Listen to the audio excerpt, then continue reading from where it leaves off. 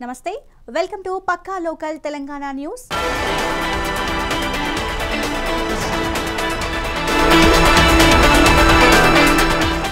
ఇక అప్డేట్స్ చూస్తే తెలంగాణ కేబినెట్ భేటీ ముగిసింది మంత్రివర్గం పలు కీలక నిర్ణయాలు తీసుకుంది రిజర్వేషన్లపై పరిమితిని ఎత్తివేయాలని నిర్ణయించింది ఇక అసెంబ్లీలో ప్రభుత్వం రిజర్వేషన్ల బిల్లును పెట్టనుంది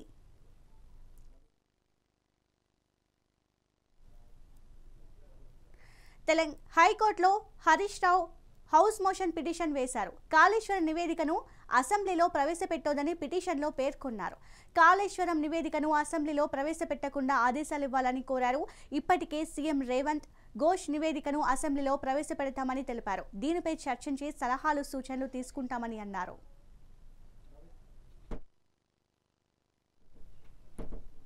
తెలంగాణ అసెంబ్లీ శాసన మండలి సమావేశాలు ఆదివారానికి వాయిదా పడ్డాయి కాగా స్పీకర్ ప్రసాద్ కుమార్ అనుమతితో అసెంబ్లీలో CM Revanth Reddy Jubilee hills MLA Maganti Gopinath మృతి పట్ల సంతాప తీర్మానాన్ని ప్రవేశపెట్టారు ఈ సందర్భంగా సీఎం రేవంత్ విద్యార్థి దశ నుంచే గోపీనాథ్ చురుగ్గా ఉండేవారని తెలిపారు రాజకీయంగా పార్టీలు వేరైనా మాగంటి గోపీనాథ్ వ్యక్తిగతంగా తనకు మంచి మిత్రుడని కొనియాడారు ఆయన ఆత్మకు శాంతి చేకూరాలని ఆయన భగవంతుణ్ణి ప్రార్థిస్తున్నారని సీఎం రేవంత్ రెడ్డి అన్నారు గోపీనాథ్ గారి మృతి పట్ల ఈ సభ తన తీవ్ర సంతాపాన్ని వ్యక్తం చేస్తూ శోకార్తులైన వారి కుటుంబ సభ్యులకు ప్రగాఢ సానుభూతి తెలియజేస్తున్నాను అధ్యక్ష దాదాపు ఈ సభలో ఉన్న చాలా మంది సభ్యులకు ముఖ్యంగా హైదరాబాద్ నగరంలో నివసించిన వాళ్లకు చదువుకున్న వాళ్లకు చిన్న వయసు నుంచే మాగంటి గోపీనాథ్ గారు మిత్రుడు 1963లో జన్మించిన మాగంటి గోపీనాథ్ గారు విద్యార్థి రాజకీయాలలో చురుగ్గా ఉండడమే కాకుండా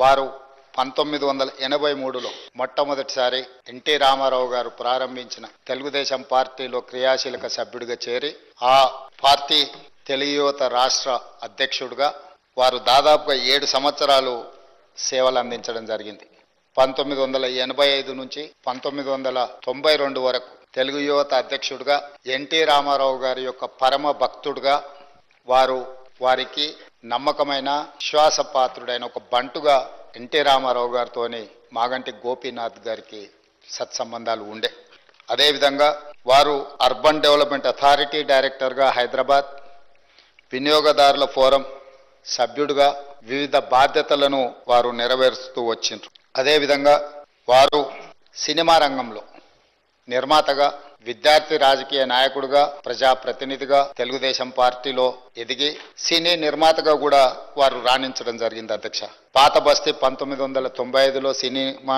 తీవడము అదేవిధంగా రవణ 2000 సంవత్సరంలో నటశేఖర కృష్ణ గారిని హీరోగా పెట్టి వారు ఒక గొప్ప చిత్రాన్ని నిర్మించడం భద్రాద్రి రాముడు 2004లో నా స్టైలే వేరు 2009లో ఇలాంటి తెలుగు సినిమాల నిర్మాతగా కూడా వారు రాణించడం జరిగింది అదేవిధంగా వారికి నాకు అత్యంత సన్నిహిత సంబంధాలు ఒక మంచి మిత్రుడు అధ్యక్ష మాగంటి గోపీనాథ్ గారు 2014 సంవత్సరంలో నేను రెండవసారి శాసనసభ్యుడిగా మాగంటి గోపీనాథ్ గారు మొట్టమొదటి శాసనసభ్యుడిగా ఈ సభలో మొట్టమొదటి తెలంగాణ రాష్ట్ర శాసనసభలో కలిసి పనిచేయడం జరిగింది ఎన్నికల సమయంలో కానీ ఎన్నికైన తర్వాత కానీ వారు తర్వాత రాజకీయ విధానాలలో మార్పు వచ్చిన వ్యక్తిగతమైన మిత్రత్వము అదేవిధంగా వారి యొక్క వ్యవహార శైలిలో ఎలాంటి మార్పు లేదు ఎమ్మెల్యే కోమటిరెడ్డి రాజగోపాల్ రెడ్డి ఆసక్తికర వ్యాఖ్యలు చేశారు ఎవరికైనా పదవి శాశ్వతం కాదన్నారు మంచి వ్యక్తిత్వం సేవ చేయాలనే గుణమే శాశ్వతమని స్పష్టం చేశారు సేవా గుణం చచ్చే వరకు ఉంటుంది కానీ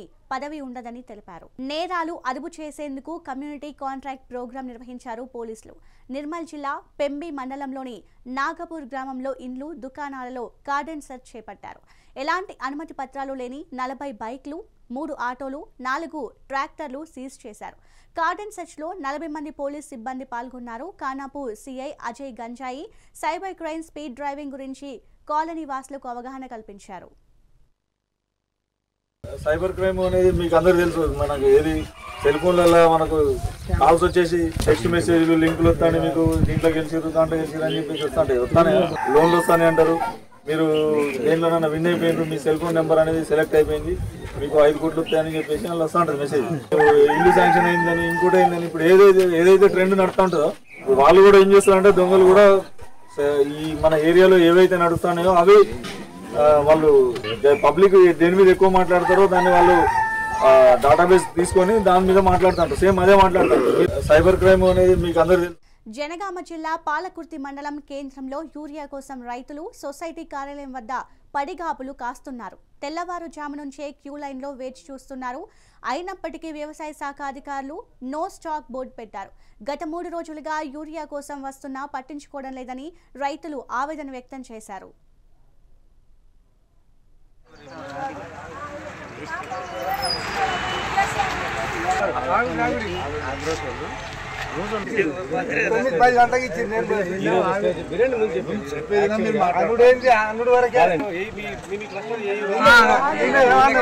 వాళ్ళైతే ఫోన్ సమాధానం చెప్తలేరు.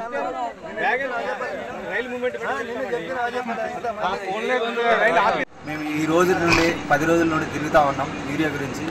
అది ఏంటిదంటే ఒకనొక టైంలో కరెంటు పోతే 12 గంటలకు ఎలా వస్తామో అలా వచ్చి యూరియా గురించి 10 రోజుల నుండి తిరుగుతూ ఉన్నాము. తక్షణమే ఇక్కడ గవర్నమెంట్ స్పందించి యూరియా శాంక్షన్ అయ్యే విధంగా మా పాలకుర్తి మండల కేంద్రానికి అయ్యే విధంగా చూడాలని చెప్తూ, అదేవిధంగా మా ఎమ్మెల్యే గారు దీన్ని చొరవ తీసుకోవాలని చెప్పేసి మేము ఆశిస్తూ, అదేవిధంగా ఖమ్మం జిల్లా సత్తుపల్లి మండలం గంగారం గ్రామంలో గత 2 రోజులుగా కురుస్తున్న భారీ వర్షాలకు అక్కడ నివసిస్తున్న వారి గుడిసెలు మొత్తం నీట మునిగాయి. దీంతో అక్కడ జీవిస్తున్న యానాదులు తీవ్ర ఇబ్బందులు ఎదుర్కొంటున్నారు. పరిస్థితిని మదన్ మోహన్ రెడ్డి తెలుసుకుని వాళ్ల బృందంతో కలిసి వెళ్లి సహాయ సహకారాలు అందించారు. అక్కడి నుంచి వారి పునరావాసం కోసం గంగారంలోని స్కూల్కి తరలించారు. ఈ విషయం తెలుసుకున్న సత్తుపల్లి ఎమ్మెల్యే మట్టా రాయమయ దయానంద్ అక్కడికి చేరుకొని వారికి సరుకులు అందించారు.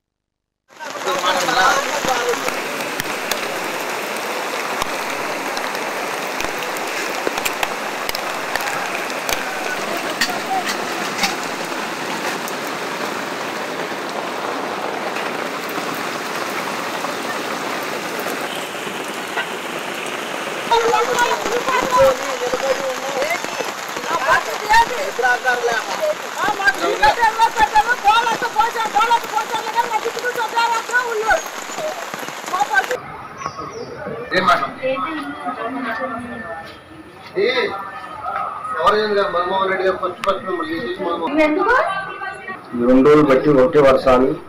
మా ఇల్లు రాత్రి నీలిమోహంతో మహారెడ్డి గారు వారికి ఫోన్ చెప్తే వచ్చి మమ్మల్ని తీసుకొని వచ్చి హాస్టల్లో ఉంచి ఎమ్మెల్యే గారు వచ్చారు. ఎమ్మెల్యే గారు వచ్చి చూస్తూ టిఫిన్ గట్ట భోజనాలు గట్ట అన్నీ అందించడం జరిగింది. అయితే మళ్ళీ డాక్టర్ కూడా కొద్దిగా హెల్త్ బాగోలేకపోతే వాళ్ళని కూడా చూడటం జరిగింది. మాకు అన్నీ మంచిగా చేసి మమ్మల్ని హాస్టల్లో ఉంచారు. మేము యానాదులం అండి, గట్టు బజార్ అండి మాది. మా ఇల్లు వాన కురిసి మా ఇళ్లలో వరదలు వచ్చి బాగా సర్దెలిపోయి ఇబ్బంది పడ్డామండి. రాత్రి తెల్లవారులు నిద్ర లేదు, నీళ్ళల్లోనే ఉన్నాము. ఆయన పేరేంటి? మధుమోహన్ రెడ్డి గారు మమ్మల్ని తీసుకొని వచ్చి స్కూల్లో పెట్టారు. మాకు బియ్యం సరుకులు అన్ని టిఫిన్లు అన్ని ఏర్పాట్లు చేశారు. వర్షాలు వరద వచ్చేసి ఇంట్లో ఉండకుండా అయిపోయిందండి. అయిపోయేసరికి మధుమోహన్ రెడ్డి గారు తీసుకొచ్చి ఇక్కడ స్కూల్లో ఇల్లు పెట్టారండి. స్కూల్లో ఉన్నాం మేము. పొద్దున్నే అన్ని సౌకర్యాలు టిఫిన్లు అన్ని ఇచ్చేయారు. వండుకోవడానికి సరుకులు బియ్యాలు అన్ని ఇచ్చారండి. మాకు స్కూల్లో ఉన్నాం ఇప్పటివరకు. ప్రతిపక్షాలకు అసెంబ్లీలో పవర్ పాయింట్ ప్రజెంటేషన్ ఇచ్చే సాంప్రదాయం లేదని డిప్యూటీ సీఎం బట్టి విక్రమార్క తెలిపారు. బీఆర్ఎస్ హయాంలో తాము పీపీటీకి అవకాశం ఇవ్వాలని లేఖ ఇచ్చినట్లు గుర్తు చేశారు. అప్పుడు తమకు ఎందుకు అవకాశం ఇవ్వలేదని ప్రశ్నించారు. అప్పుడు లేని సాంప్రదాయం ఇప్పుడు ఎలా ఉంటుందన్నారు. ప్రభుత్వం 6,500 కోట్ల రూపాయలు వడ్డీ కట్టట్లేదనే బీఆర్ఎస్ వాదన సరికాదని పేర్కొన్నారు. సూర్యాపేట జిల్లా తుంగతుర్తి మండల కేంద్రంలోని స్థానిక తహసీల్దార్ కార్యాలయం ముందు రైతులు ధర్నాకు దిగారు. తమ పంట పొలాలకు సరిపడా యూరియా అందించాలని డిమాండ్ చేశారు. ప్రభుత్వం వెంటనే స్పందించి రైతులకు సరిపడా యూరియాను అందుబాటులోకి తీసుకురావాలని డిమాండ్ చేశారు. రైతులు ధర్నాకు బీఆర్ఎస్, బీజేపీ, సిపిఐ నాయకులు సంఘీభావం తెలియజేశారు.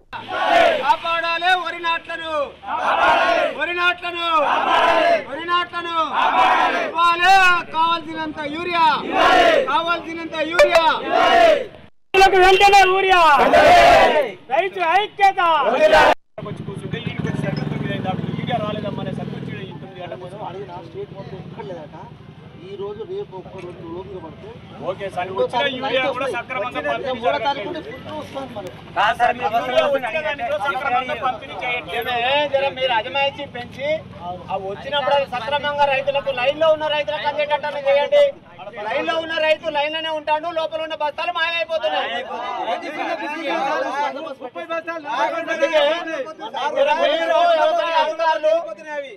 వ్యవసాయ అధికారులు మీ సెక్రటరీలు దాని మీద అజమాయిషీ పెంచి అవసరమైతే పోలీసుల సహకారం తీసుకొని ఆ లైన్ లో నిలబడ్డ వాళ్లకు ఆ ఒక్క బస్సు ఇస్తారో 2 బస్తాలు ఇస్తారో ఆ ప్రభుత్వం ఏది పంపిస్తే అది ఇవ్వండి.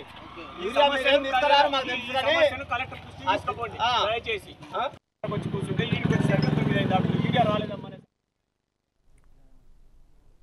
పెద్దపల్లి జిల్లా మంతని మండలం సిరిపురంలోని పార్వతీ బ్యారేజ్లోకి భారీగా వరద నీటి ప్రవాహం వచ్చి చేరుతోంది. ఎగువనున్న ఎల్లంపల్లి ప్రాజెక్టు గేటు ఎత్తివేయడంతో భారీగా నీటి ప్రవాహం పార్వతీ బ్యారేజ్లోకి చేరుతున్నాయి. నీటి ప్రవాహం భారీగా రావడంతో గుంజపడుగు దగ్గర సరస్వతి పంప్ హౌస్ చుట్టూ వరద నీరు చేరుతోంది. మంతని మండలం మంతని విలోచవరం, పోతారం, ఉప్పట్ల, ఖానాపూర్ గ్రామాల శివారులో గోదావరి నది ఒడ్డున ఉన్న సుమారు 2 ఎకరాల పంట పొలాలు పూర్తిగా నీట మునిగాయి. తమను ఆదుకోవాలని రైతులు ఆవేదన వ్యక్తం చేశారు. యూరియా కొరతతో కరీంనగర్ జిల్లాలో రైతులు తీవ్ర ఇబ్బందులు పడుతున్నారు. గంగాధర మండలంలో మహిళా రైతులు క్యూ లైన్లో నిలబడి యూరియా కోసం అవస్థలు పడుతున్నారు.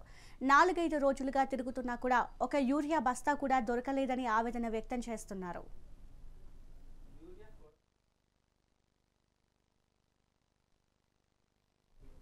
సిద్దిపేట జిల్లాలోని ఇంటిగ్రేటెడ్ మార్కెట్ ముందు రైతులు ధర్నాకు దిగారు. యూరియా దొరకడం లేదు అని వాపోతున్నారు.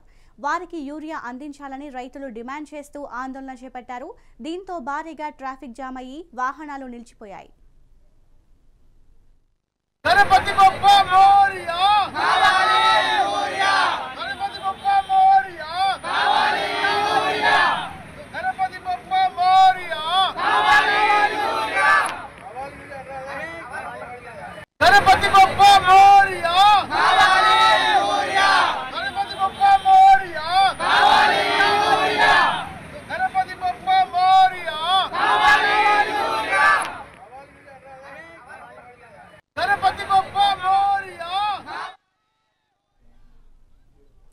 వరంగల్ జిల్లా చెన్నారావుపేటలో బీఆర్ఎస్ మండల పార్టీ కార్యకర్తలతో ఎమ్మెల్యే పెద్ది సుదర్శన్ రెడ్డి రైతులతో భారీ ధర్నా నిర్వహించారు. పెద్ద ఎత్తున ఎంఆర్ఓ ఆఫీస్ ఎదురుగా ధర్నాకు దిగారు. ఈ సందర్భంగా రైతులకు సరిపడా యూరియా సరఫరా చేయాలని ఆయన డిమాండ్ చేశారు. రైతులకు బాకీ ఉన్న సన్నవడ్లకు బోనస్ చెల్లించాలన్నారు. రైతులకు సరిపడా యూరియా అందించే వరకు ధర్నాలు ఆగవని మాజీ ఎమ్మెల్యే పెద్ది తెలిపారు.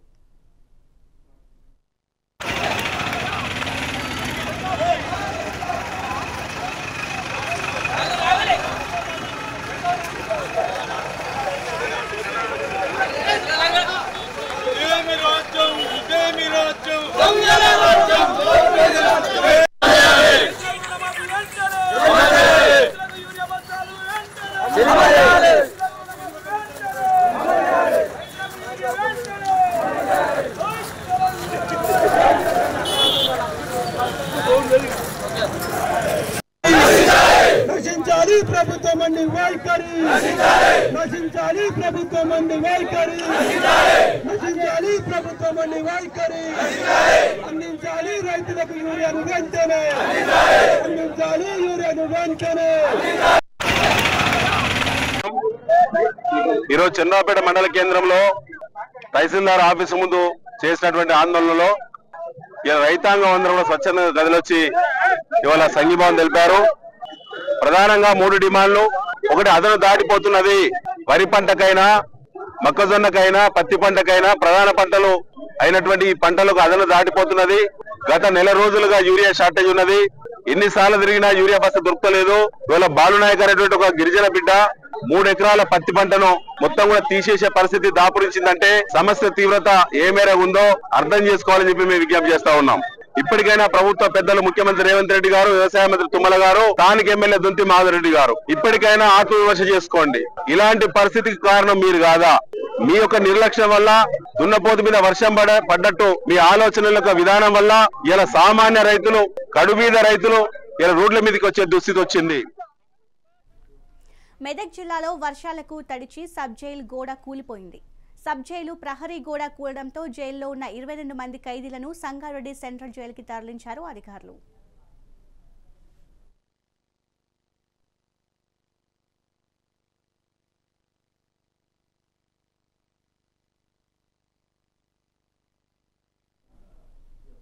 బాలనగర్ జోన్లోని పలు పోలీస్ స్టేషన్ల పరిధిలో బైక్ చోరీకి పాల్పడుతున్న 5 నిందితులను పోలీసులు అరెస్ట్ చేశారు.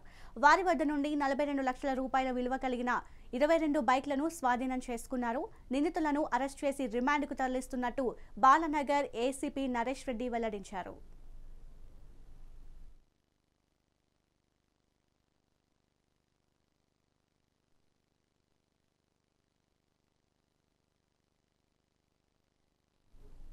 ఉమ్మడి కరీంనగర్ జిల్లాలోని వేములవాడలో ఆలయ అభివృద్ధి పనులలో అపచారం జరిగింది. పనుల నేపథ్యంలో ఇనుప కంచెలను బిగిస్తున్న వారు చెప్పులు వేసుకొని గుడిలో పనిచేస్తున్నారు. అక్కడున్న భక్తులు చెప్పులు బయట విడిచి వచ్చి పనిచేయాలని చెప్పినా వినిపించుకోకుండా వారి పని వాళ్ళు చేసుకుంటూ పోతున్నారు. అక్కడున్న వ్యక్తులు వీడియో తీసి సోషల్ మీడియాలో హల్చల్ చేస్తున్నారు. హిందూ సాంప్రదాయం ప్రకారం ఇది అపచారమని అంటున్నారు. కూర్చోడు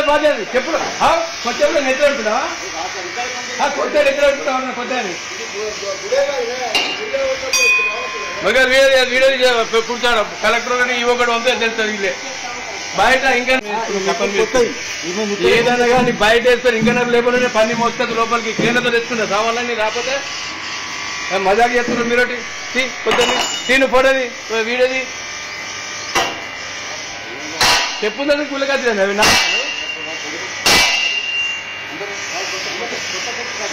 వచ్చేదే బాధ చెప్పుడు కొత్త నెట్టాడుతున్నా కొత్త ఎక్కడ కొత్త మగర్ వీడియో కూర్చోడు కలెక్టర్ ఇవ్వకూడదు అంతే తెలుస్తుంది. బయట ఇంకా ఏదైనా కానీ బయట వేస్తారు. ఇంకా లేకపోతే పని మోస్తుంది లోపలికి కేంద్రంతో తెచ్చుకుంటా సావాలని రాకపోతే మజాక్ చేస్తున్నారు. మీరు పొద్దున్న తీను ఫోటోది వీడియోది చెప్పుందని కూలకది అవి నా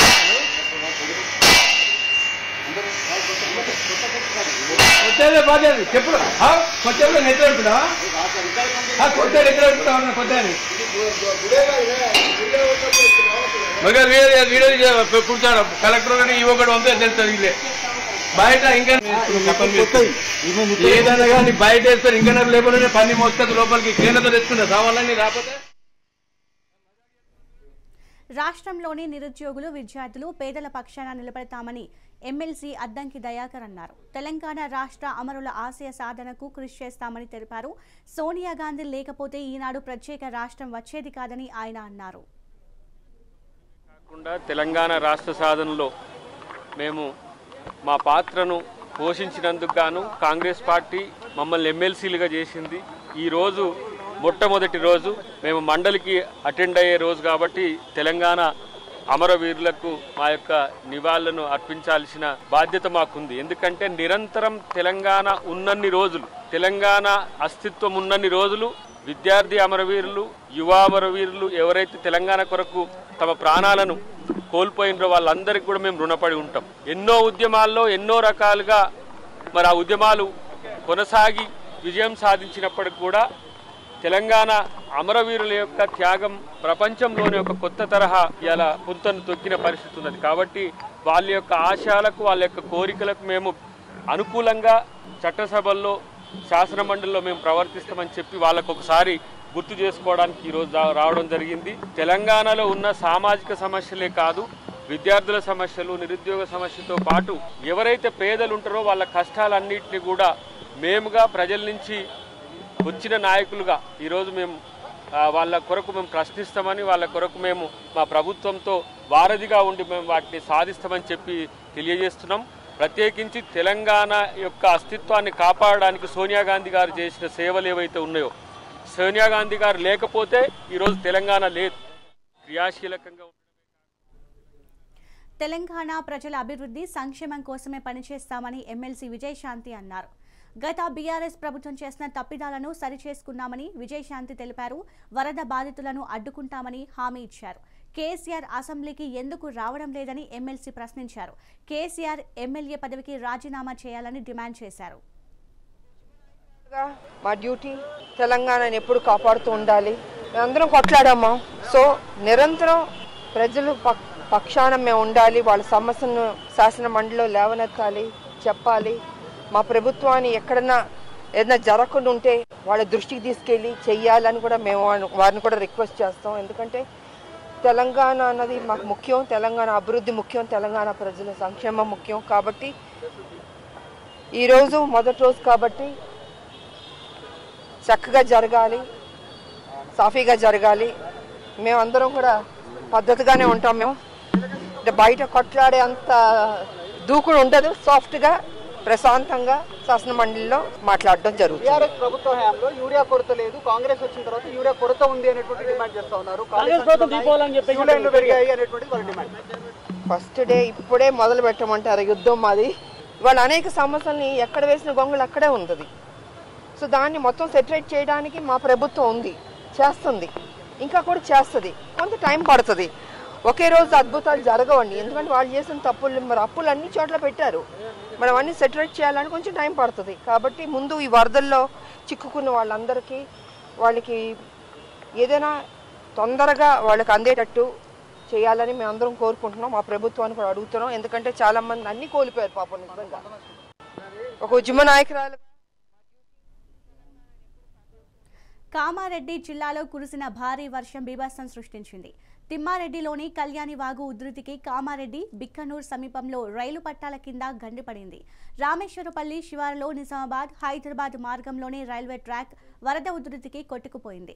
దీంతో రైళ్ల రాకపోకలు నిలిచిపోయాయి. ఈ నేపథ్యంలో యుద్ధ ప్రాతిపదికన రైల్వే అధికారులు మరమ్మతులు చేపట్టారు. ఇవాళ పనులు పూర్తి అయ్యే అవకాశం ఉందని అధికారులు తెలిపారు.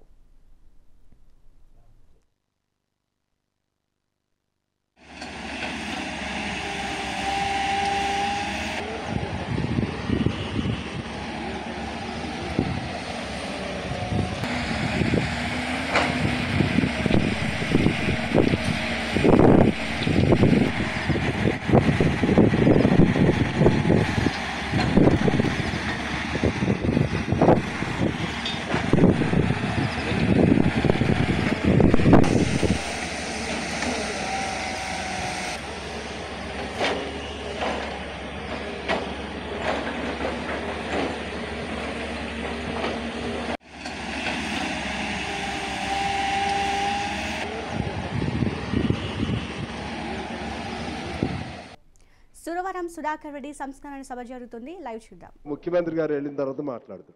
సురవరమా సురవరమా తెలుగు నేలపై నడిచిన ఎర్రని మందారమా సురవరమా సురవరమా అలిసిపోని సొలిసిపోని అదో జగత్ సమరమా సురవరమా మరణమైన చెరపలేని మానవతా బంధమా సురవరమా సురవరమా సురవరమా అనారోగ్య వైరాగ్యం తాత్కాలిక నైరాశ్యం జాతిని పీడించే ప్రజానేతనాపలేదని కుటుంబ బంధాలన్నీ మానవ సంబంధాలని మన జన్మను నడిపించే